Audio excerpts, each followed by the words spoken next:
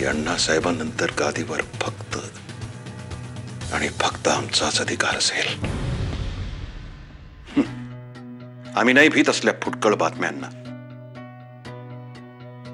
आकाशातल्या सूर्यचंद्रावर काळाची सावली पडली तर त्यांचंही अस्तित्व नाहीसं होतं अलकवंच. म्हणून चिंता करतो आम्ही. पण आम्ही मूर्ख ना, उगाच काळजी करतो आपल्या माणसांची. त्यांना त्याचं काही आहे का बघा. कसली चिंता नाही की काही नाही. आमच्या कानानं ऐकलं आम्ही म्हणून त्रागा करतोय. आपण हातावर हात धरून बसलो तर सगळं हातातून निसटून जाईल. गाफील राहिलो तर सगळं होत्याचं नव्हतं होईल. तेव्हा जाणवेल आपण किती करंटेपणा केला ते.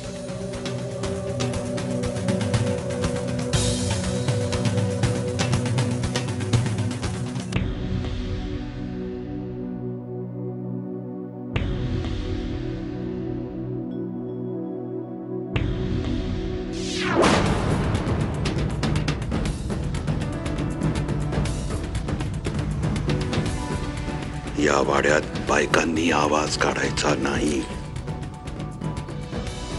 पुरुषांच्या भानगडीत पडू नका. तुमची अक्कल फक्त चूल आणि मूल एवढीच. समजला?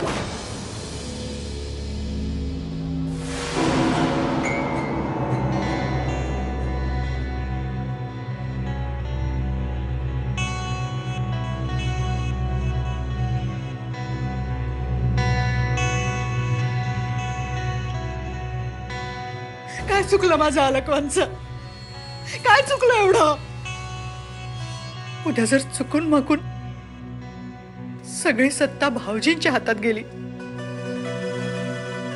तर सगळ्या वाड्यावर कपिलाची मर्जी चालेल.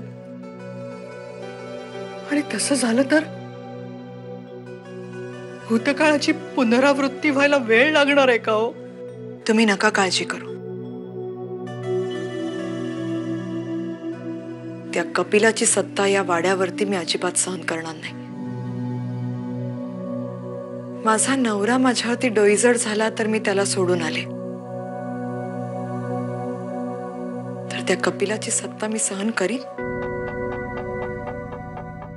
आता आपल्यालाच काहीतरी उपाय काढायला हवा. आणि सध्या तरी मला एकच उपाय दिसतोय. मेघदत्तला लग्नासाठी तयार करायचं.